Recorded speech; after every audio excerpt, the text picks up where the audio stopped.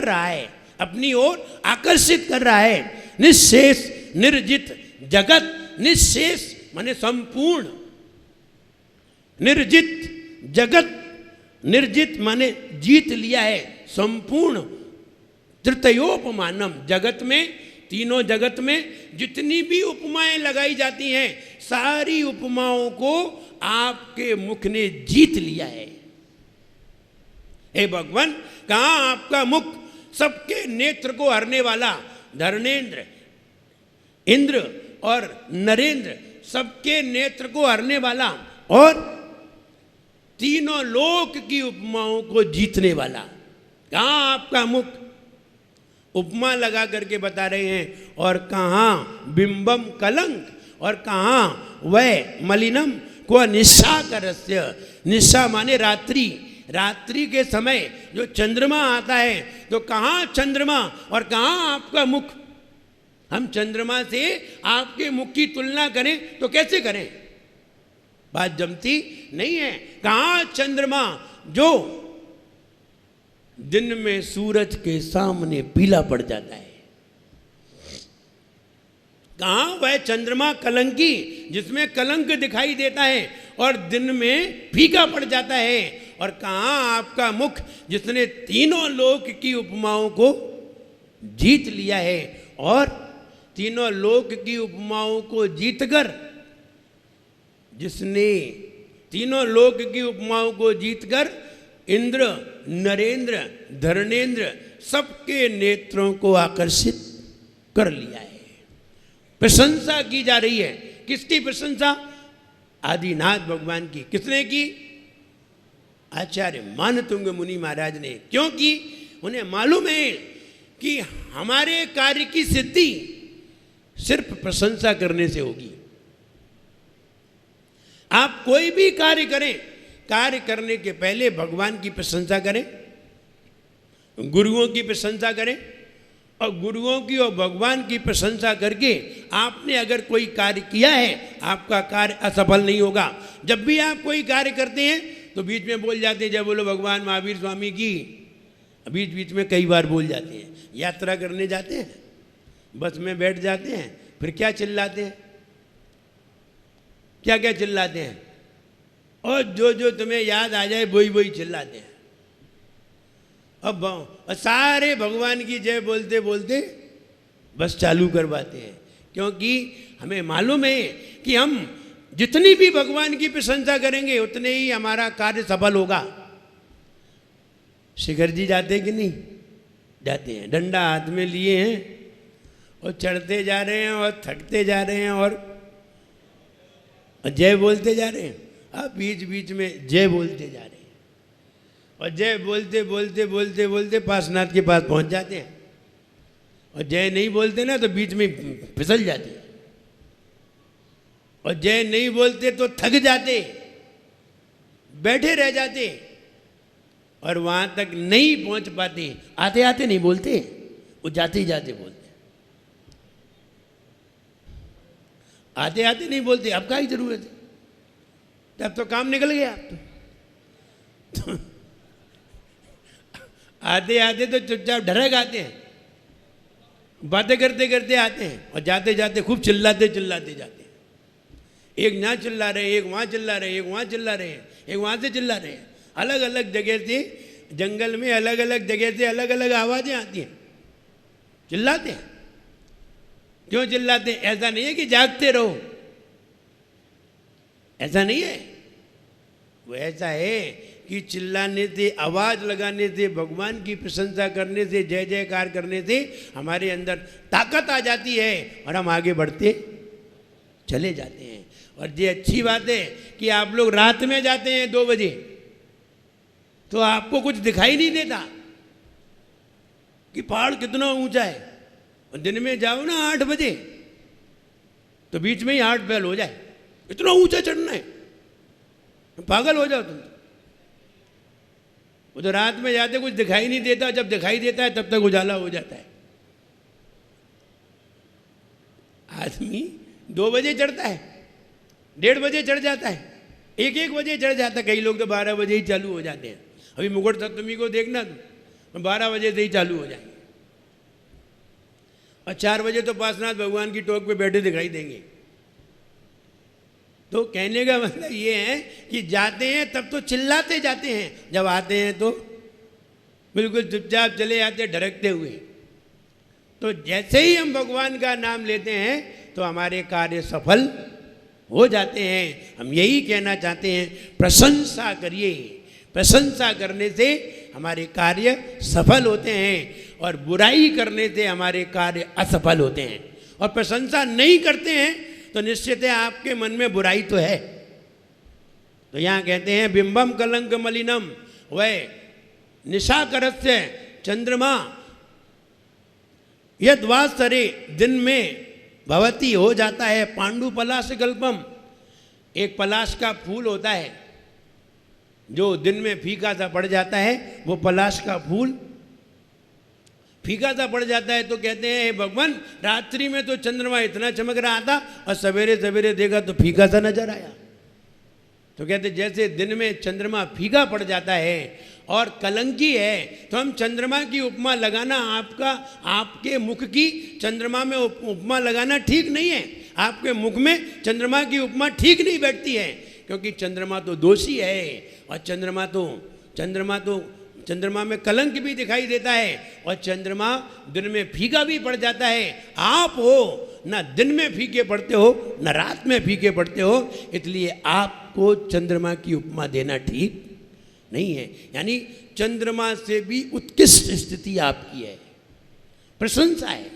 ऐसी प्रशंसा करिए और ऐसी प्रशंसा जितनी ज़्यादा करोगे उतने ही ज़्यादा तुम्हारे कार्य सफल होंगे। चंद्रमा है, हमने सूर्य के बारे में बताया था, चंद्रमा के बारे में भी सुन लीजिए। चंद्रमा में भी 12,000 किरणें होती हैं। चंद्रमा भी 56/61 योजन का होता है। चंद्रमा सूरज से बड़ा होता है। चंद्रमा में 16 कलाएं होती हैं और 15 गलियां होती हैं। चंद्रमा में 16 कलाएं, और महिलाओं में कितनी कलाएं होती हैं? महिलाओं में 64, पुरुषों में 72 और चंद्रमा में 16। चंद्रमा में कम है, फिर भी कभी कभी महिलाओं को चंद्रमा की उपमा दे देते हैं, तो 64 की जगह 65 हो जाएंगे। तो और जिन महिलाओं में चंद्रमा की उपमा लगाते तो 64 और 16 80 हो जाती हैं, इसलिए वो पुरुष पे भारी पड़ जाती हैं। पुरुष में 72 ही होती। तो यहाँ 16 कलाएं होती हैं और 15 गलियां होती हैं चंद्रमा की। एक एक गली में पार करते करते एक एक कला कम हो जाती है, और एक एक कला कम हो जाती है तो 15 दिन में 16वें दिन चंद्रमा ढक जाता है। अमावस के दिन चंद्रमा आता ही नहीं है। फिर धीरे धीरे खुलता है, तो पूर्णिमा के दिन पूरा खुल जाता है। 15 दिन में धीरे धीरे हटता जाता है। तो कह रही है कलाएँ हैं, हम आपको 52,80,000 किलोमीटर यहाँ से ऊपर है। कितना? 52,80,000 किलोमीटर। जो लोग कहते हैं कि वैज्ञानिक लोग चंद्रमा पे गए हैं, बेकार की बातें हैं, मेरी समझ में नहीं आती, क्योंकि ये तो अनंत भगवान ने बताया इसकी ऊंचाई। 52,80,000 किलोमीटर कौन सा विमान जा सकता है? कोई विमान नहीं जा सकता। 52,80,000 किलोमीटर कोई भी विमान इतनी गति नहीं कर सकता। कोई भी रॉकेट इतनी गति कर ही नहीं सकता है, क्योंकि अगर 52,80,000 किलोमीटर उसे चलना है तो ये तो बताइए 1 लीटर पेट्रोल में कितना चलता है। अगर 1 लीटर पेट्रोल में अगर वो 10 किलोमीटर चलता है, 10 किलोमीटर तो कार चलती है, विमान की बात कर रहे हैं। ये बड़ा ट्रक है ना, ये 12 पहिए वाला ट्रक है, 4 किलोमीटर चलता है 1 लीटर में। अब वो तो विमान है, वो कहो 1 किलोमीटर चले। अब बताओ 52 लाख लीटर पेट्रोल लेकर के चल सकता है ऊपर? नहीं है संभव। 1 लाख लीटर पेट्रोल लेके ऊपर जा सकता है? नहीं जा सकता। इसलिए चांद पे बातें हैं, कहीं और हैं, कहाँ हैं ये भगवान जाने, क्योंकि हमने इतना विशेषता से उन्हें देखा भी नहीं है, जाना भी नहीं है। आगम पढ़ा है और आगम सर्वोपरि है। ये वैज्ञानिक तो आज की पैदाइश है, ये आगम आज का नहीं है, ये हजारों साल पहले का है, ये आज की पैदाइश है। इसलिए इनकी बातें सही कैसे मान लें, इनकी बातें सही कैसे मान लें। और हम तो उनकी बातें मान लेते हैं, हम अभी भगवान को समझते नहीं हैं। जिस दिन समझ लेंगे उस दिन इनकी बातें अपने आप बेकार हो जाएंगी। जिस दिन समझ लेंगे, जिसको भगवान समझ में नहीं आते वो इधर उधर की बातों में चक्कर में पड़ जाता है, और जिसको भगवान समझ में आते हैं वो किसी के चक्कर में भी नहीं पड़ता। उसके चक्कर में सब पड़ जाते हैं, वो किसी की चक्कर में नहीं पड़ता। इसलिए हम तो आगम जानने वाले हैं, हम तो अनंत भगवान की वाणी जानने वाले हैं। जे काय में है क्या जाने, ये उन्हीं की वाणी के आधार से खोज करते हैं। इसलिए ये छोटे से वैज्ञानिक हैं। भगवान महावीर सुपर साइंटिस्ट हैं, ये तो बहुत छोटे से वैज्ञानिक हैं, सुपर साइंटिस्ट हैं। उन्होंने जो बताया उसी की रिसर्च कर रहे हैं, उसी पे रिसर्च कर रहे हैं। एक हाथ पे कर लिया है, वैज्ञानिक बन गए। उन्होंने तो हजारों ऐसी बातें, लाखों बता दी हैं। सारा ज्योतिष भगवान महावीर ने बता दिया है। ये ज्योतिषी क्या बताएंगे कि कौन सा ग्रह कहाँ है, वे पहले ही बता चुके हैं। हम पढ़ते नहीं हैं, इसलिए हम समझते नहीं हैं। जिस दिन हम पढ़ेंगे उस दिन समझ में आ जाएगा। इसलिए जैसे कि वैज्ञानिकों ने अभी भाषा बताई है, अभी भाषाएं बनाई हैं। भगवान महावीर के ज़माने में 718 भाषाएं थीं, 718 भाषाएं, 18 महाभाषा थीं और 700 लघु भाषाएं थीं। ये महाभाषाएं आज लोग जानते नहीं हैं, 718 महाभाषाएं थीं। तो कहने का मतलब ये है कहाँ हम इनकी बातें जाने और इनकी बातों को जान करके माने। क्यों माने? जब हम भगवान महावीर की मानते हैं और तीर्थंकरों की बात को मानते हैं, जिन्होंने सारी दुनिया को देखा है, सारी दुनिया को जाना है। इन्होंने कितना जाना है? जरा से क्षेत्र को जान लिया है, जरा सी बातों को जान लिया है, वैज्ञानिक हो गए। वो एक न्यूटन वैज्ञानिक है जिसने गुरुत्वाकर्षण का महत्व बताया। हाँ, पहले तो कोई चीज गिरती ही नहीं थी, उसी के सामने गिरी। अरे उसके सामने नहीं गिरी है, उसने तो अपना एक विचार रखा है। वस्तुएं तो पहले भी गिरती थी, तो क्या इसने क्या नया सिद्धांत पैदा कर दिया? लोगों ने न्यूटन का सिद्धांत। अरे ये न्यूटन का सिद्धांत नहीं है, ये प्रकृति का सिद्धांत है। न्यूटन तो अभी पैदा हुआ है, प्रकृति तो बहुत पहले की थी। बहुत पहले से ही वस्तुएं गिर रही थी और पहले भी गिरती थी। कोई इसी के ज़माने में तो गिरी नहीं है जो इसका सिद्धांत हो जाएगा। अरे इसने बात बता दी होगी, बताने को तो कोई भी बता सकता है, लेकिन वो भी बताएगा, वो भी शास्त्रों को पढ़ के ही बताएगा और किसी को पढ़ के नहीं। आज लोगों ने जितनी भी विद्याएं सीखी हैं सब जैन शास्त्रों को पढ़ के सीखी हैं। इसलिए हम ज़्यादा विस्तार अभी नहीं बता रहे हैं, हम तो ये बता रहे हैं 52,80,000 किलोमीटर चंद्रमा है। यहाँ से जमीन से 52,80,000 किलोमीटर, 56/61 का इसका व्यास है और 5,508 किलोमीटर का है। जो 56/61 का जो व्यास बनता है वो 5,508 किलोमीटर का है। चंद्रमा के परिवार में एक सूरज है, 88 ग्रह हैं, 28 नक्षत्र हैं और 66,975 कोड़ा कोड़ी तारे हैं। ये चंद्रमा का परिवार है। एक सूरज, चंद्रमा के परिवार में कौन कौन है? एक सूरज, 28 नक्षत्र, 88 ग्रह और 66,975 कोड़ा कोड़ी तारे हैं। हम आपसे पूछें कि कितने तारे हैं आकाश में, कितने तारे हैं? लाओ हम बता सकते हैं कितने तारे हैं। कैसे बताएंगे? अनंत भगवान ने बताए हैं। भगवान को कैसे मालूम? अरे भगवान के ज्ञान में सब झलकता है आईने की तरह, इसलिए भगवान ने बताया, इसलिए हम बता रहे हैं। और आप भी बता रहे हो तो आप भी किसी आधार से बता रहे हो, क्योंकि आपको भी नहीं मालूम कि कितने हैं।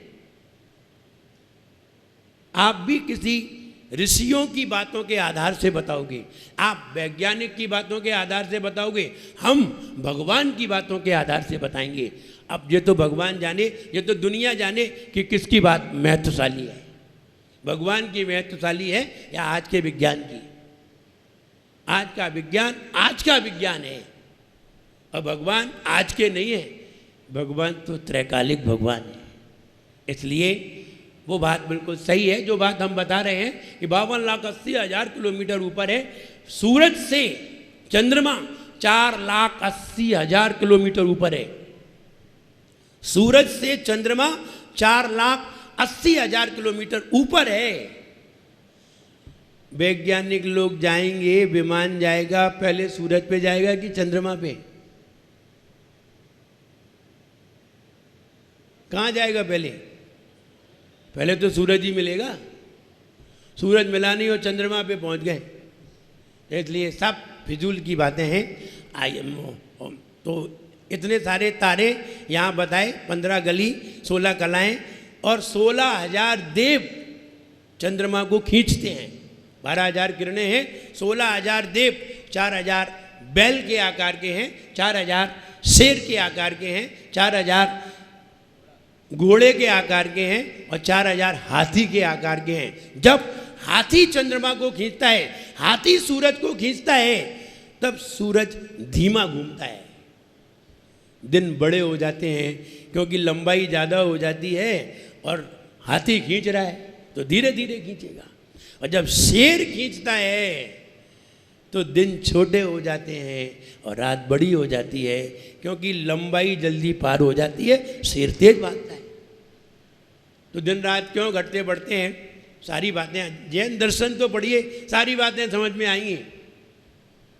ये वैज्ञानिक जितनी बताएंगे ना बेवकूफ़ बताएंगे, बेवकूफ़ बनाएंगे तुम्हें। वे तो कहेंगे पृथ्वी चक्कर लगाएगी, सूरज चक्कर लगाता है, वे कहेंगे पृथ्वी चक्कर लगाएगी सूरज के, और सूरज चक्कर लगाता है पृथ्वी के, और वे कहेंगे कि पृथ्वी चक्कर लगाती है सूरज के। अब ऐसे उल्लू बनाएंगे।